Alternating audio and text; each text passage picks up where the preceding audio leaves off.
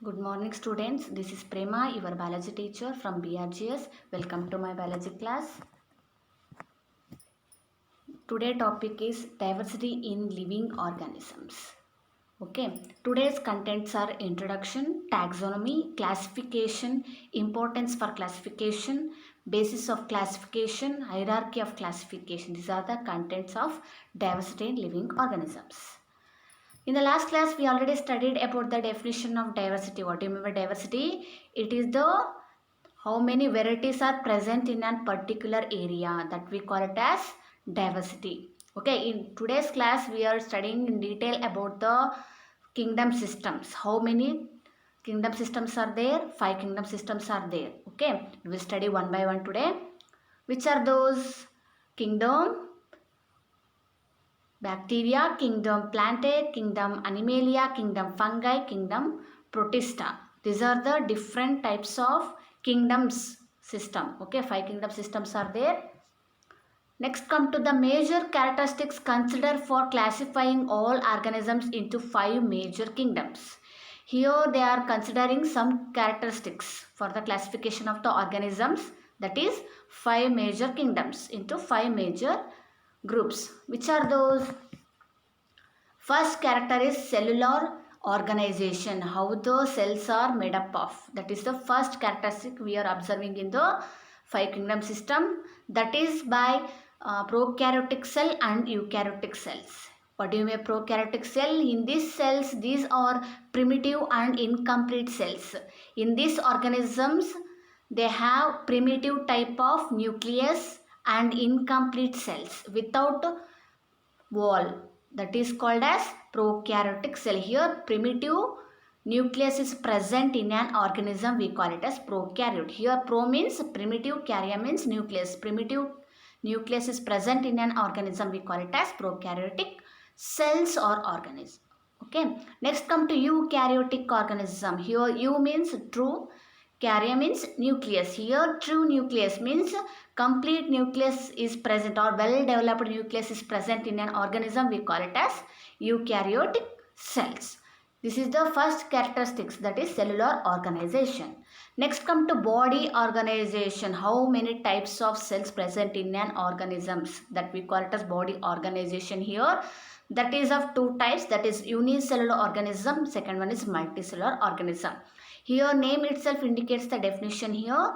Unicellular means single cell present in an organism that performs all the functions occurs in a organism, that we call it as unicellular here.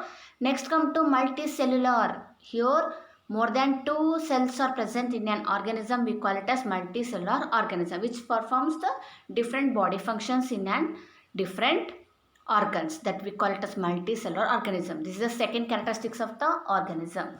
Next, third character is mode of obtaining food. How the food occurs preparing in their organism, that we call it as mode of obtaining food.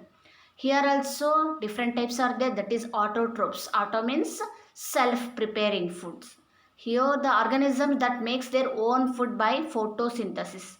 Here photosynthesis means plants they prepare their own food by using sunlight, chlorophyll pigment, carbon dioxide, that gives glucose content, that we call it photosynthesis process here. Next one, heterotrophs. That means here the organism which depend on the other organism for their food and shelter, that we call it as heterotrophs here. Next come to nomenclature. After the classification of the organism, we should name the organism. That type we call it as nomenclature. An organism can have different names in different languages. Okay, this creates confusion in naming organism. For one object, they have different names in different countries or states in different languages. That creates confusion in the naming of the organism. So, a scientific name is needed which is same in all languages. We need scientific name for the organism that needs for the identification of the organism in all languages, that we call scientific name. Binomial nomenclature is the system that gives that is given by the Carolus Linnaeus, is used for the naming different organism. Here binomial nomenclature is there, that we call it as two names giving to the organism, that is given by the Carolus Linnaeus. Okay, this is the nomenclature type.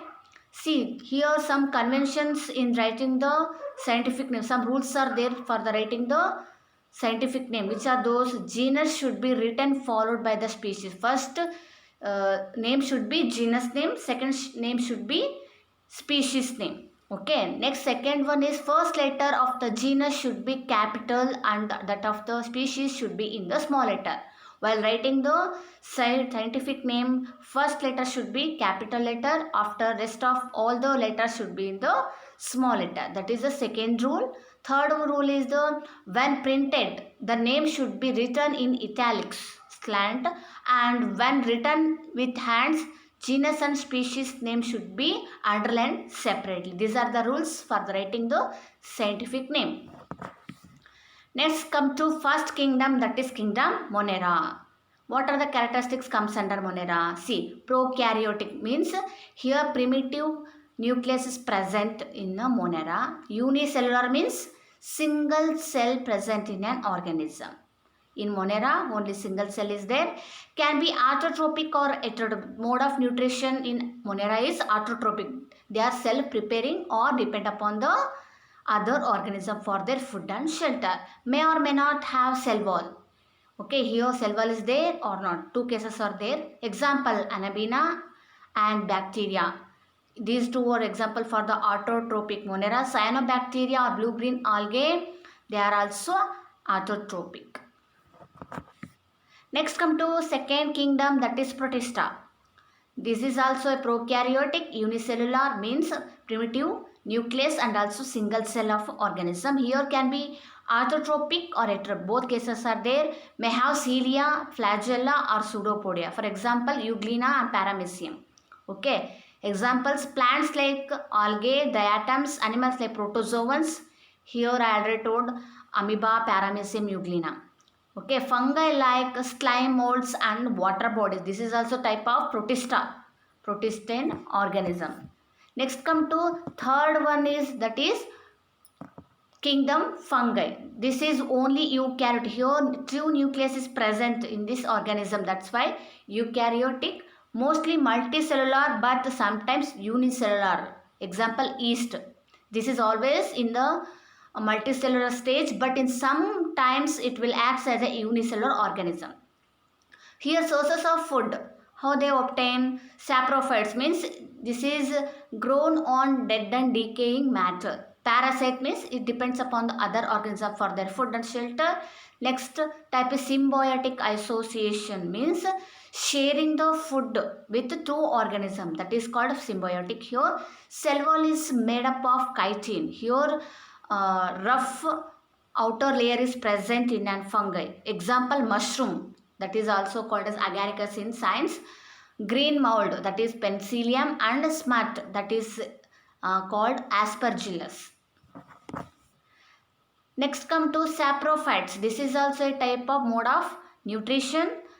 Here saprophytes means these organisms are decaying material for food. Here these organisms obtain their food by developing on dead and decaying material. Okay, here next one is their parasite. Here parasite, these organisms live inside the body of other living organism. Okay, this is also organism which develops inside the body to have food and can be disease causing. It may be cause the disease inside the body. Next come to last one is there, that is called symbiotic relation. I already told you girls. Here these are the relations between the two organisms. Here sharing between the two organisms in which they live together for benefits of one or both. For example, lichens. Okay, lichens are a symbiotic relation between fungi and cyanobacteria. Okay, this is the symbiotic association between fungi and cyanobacteria. Here, fungi gets food from the cyanobacteria and return cyanobacteria gets water and protection from sunlight through fungi. Okay, this is the definition of symbiotic relation. This is very important for our examination, girls. Thank you. We will continue in the next class.